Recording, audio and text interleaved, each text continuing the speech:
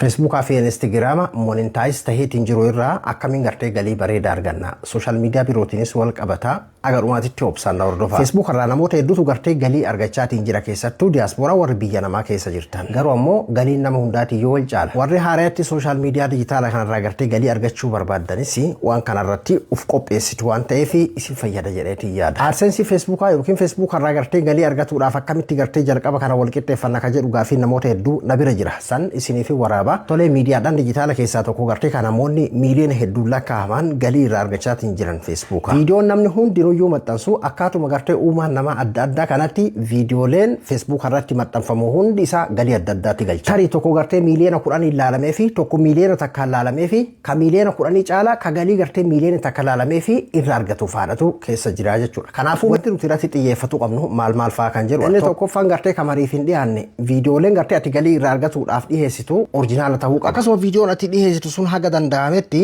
qulqulluu ta'uu qaba. Kwalitiin isaa kan eeggame ta'uu qaba. Inni biraa dheerina viidiyooti. Viidiyoo gartee beeksisni hedduun jidduutti galuu danda'u yoo ta'e filatamaadha jedhama. Inni biraa aayidiyaa ati qabatteetiin jirtu viidiyoo ati irratti hojjetaatiin jirtudha. Fakkeenyaaf viidiyooleen gartee beeksisni qaqqaalii irratti bahaa jedhameetiin tilmaamamu viidiyoolee waa'ee teknooloojii oguu jennu waa hedduuf jalatti qabata. Hatta wantoonni gartee akka ammane haasa'u kunis teknooloojii jala. Lammaffaa waa'ee faayinaansii waa'ee mallaqaa wal qabatu. Sadaffaa waa'ee biizinesaa amma fakkeenyaaf warra habashoota hedduumina waan akka isaan irratti ni hojjeta. Dubaay irraa yoo kana gootee karaa kanaan akkana guddatta karaa kanaan kan walumaa galatti waa'ee biizinesaa wantoota gartee kana fakkaatu beeksisoota qaqqaaliitu irratti bahaa jedhameeti tilmaamama. Inni biraa inni guddaan wantootuma amma jenne kana hundaafiyyuu gartee kan bu'uura ta'u viidiyoon kee kanatti maxxansite sun haga dhumaatitti laalamuudha. Akkasuma laayikii fi sheer komantii dhugaadhaa argachuudha. Isa gartee kadhatamee dirqiidhaan gowwoomsaa maal osoo hin taane keessattuu kan namni jaalateetiin sheer godhu laayikii komantii godhu jechuudha. Inni biraa galii kee guddisuu irratti kan maaraga sitti ofiisu jechuun ni danda'ama. Homaa gochuun hin danda'amu.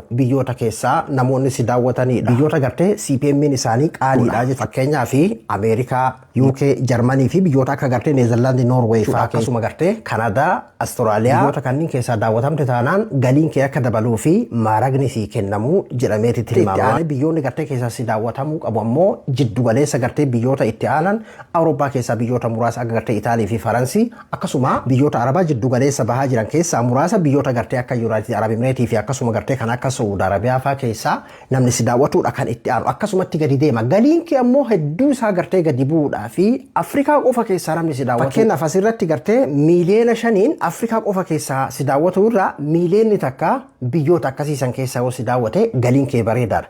Keessattuu fakkeenyaaf wanni ati dabarsitu Itoophiyaa qofa keessaa daawwatamaa jirta taanaan baay'ee xiqqaadha galiin kee jechuudha. Akkasuma gartee biyyoota akka Liibiyaa, Yamanii fi gartee Somaaliyaa fi Suudaan kanneen keessaa namni si daawwataa jira taanaan galiin kee baay'ee xiqqaadha jechuudha. Kanaafuu gartee haga danda'ameen viidiyoon keessuun gartee akka parsantiin haga tokkollee taatu gartee itti makamuu fi biyyoota CPM'n isaanii qaalii ta'e kanneen viidiyoo isaan barbaachisu irratti hojjetaa akkasiin gartee wal keessa godhaa tarkaanfachuun si qabdi jechuudha. Inni biraa viidiyooleen gartee ati hojjetteetiin maxxansitu suni seera isaanii kan eeggate waan isaan hin jaalanne ta'uu hin qabu. Waa'ee bulchiinsa akkasiin jibbanii, waa'ee amantii akkasii saniin jibbanii maal waan jedhu isaan bal'inaan yeroo biraatti deebina. Walumaa galatti viidiyoo isaan akka shakkiititti hin laalle qulqulluudha jedhaniitiin isaan ittiin amanan qofa irratti ta'uu qaba. Viidiyoon suni shakkamaa akka hin taanetti taayitilii irraa taabnee laa haga gartee haasawa viidiyoo keetiititti akshiinaan mul'isuu irraa haga qabatamaan dubbatuutitti hundasaa siitu ifirraa laalaa jechuudha. Seerota isaanii maal faatu cabsaa viidiyoon gartee akkamitti haga dhumaanaaf laalamaa akkasuma gartee wantoonni amma jenne kunneen hundi isaa dijitaalaa sooshaal miidiyaa irratti ni mul'ata. Waldura duubaan viidiyoo biraa isiniif waraaba.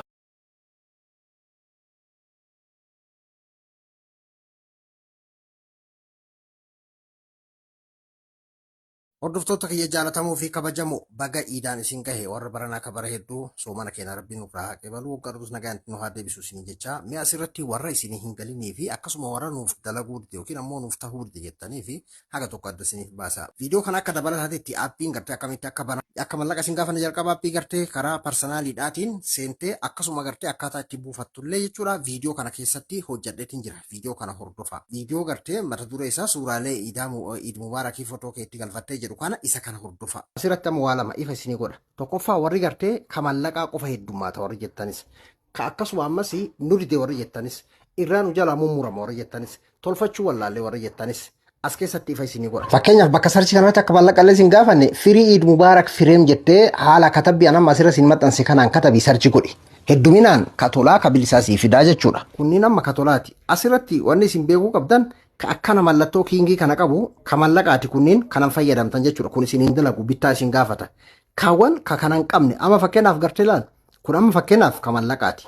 Kun ammoo katolaati.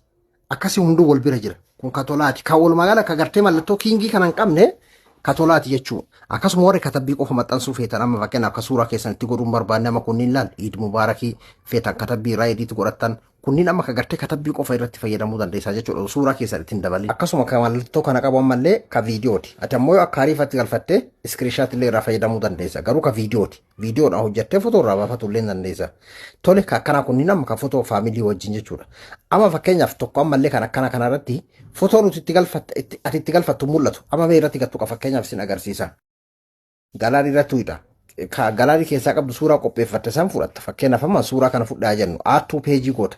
Akkana suuraa keessa sokoddii muraasa kanatti yeroon isii gaaddisaa booda bakka barbaaddu san keessatti laal inni yeroo achi keessa galee ni mul'atanii agartami. Laal akkana ta'a inni yeroo achi keessa galu jechuudha. Garuu galee jira ofii ammoo sitti mul'atu jechuudha ijaan. Laal gartaa galee jira garuu ammoo sitti mul'atu jechuudha. Mee ajaa'iba tokko isin agarsiisa. Amma ni mul'atu asirratti. Amma fakkeenyaaf seef godhe. Oole tokko isa kana namoota hedduu dhibe jechuudha. Sanboota galaarii kee keessa seentee olaalte ni jira jechuudha kunoo kanaa jechuudha. Kan lammataa fakkeenyaaf hammati isa kana hojjetuu deemta irratti tuyxe bakka isin rakkise jira asirratti illee galaarii tuyxe suuraa feetu san fudhatte aattuu peejii irratti tuyxa. Eegi suuraan akkana isinii dhufee suuraa kana qubaan sokondii lamaaf yeroo hundayyuu akkana yeroo inni ta'e booda yeroo inni suuraan kee asirra sii dhufee akkana katabbiin jalaa kunniis ol bahee amma sirra deebitee qubaan qaqqabdee turta. Akkana yeroo suuraan laa paappoolisii ta'e kana fireemii keessatti mataan akkasi jalaa irraa muramne ati jala osoo hin tahin mataa isaa laalta laal suuraa kiyyaama qubaan qabee odii gad oofaa jiran agartami suuraa fireemii san keessa laalta ati fireemii san keessatti akka as yoo akkana gallakkise amma areeda kiyya gadi qofa jechuudha irraa murama mataan akka irraa muramne qubaan akkana keessa wal qixxeeffata mataa isaa laalta jalaan haa muramurraa.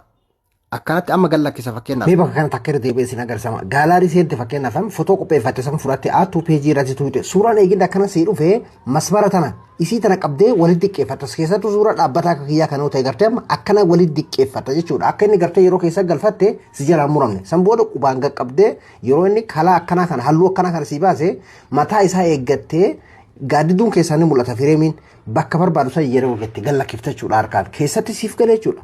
Sanboota ammoo gartee suuraa kana akkanatti irratti tuuteeti masmara jalaa kana qabdee harkifattee guddifattee haga bakka barbaaddu jechuudha. Katabbii biraa itti dabaluudhaa fi teekistii kan irratti gadi tuute isa kana irratti bakka irratti tuuteeti dura katabbii kana qubaan asirraa qabdee akkana siifatta gadi. Katabbii akkana gasiifattee fakkeenyaaf asirra godhuu asirratti kaachuu barbaaddellee asirra geeffattee mi'a amma asirratti yeroo lama akkanatti qubaan tuuta irratti itti katabattama warra baranaa kabara heegeree fakkeenyaaf jedhamee kan akkasuma gartee katabbii ediit godhuudhaa fi kalar halluu isaa jijjiiratuudhaa fi halluu katabbiidha.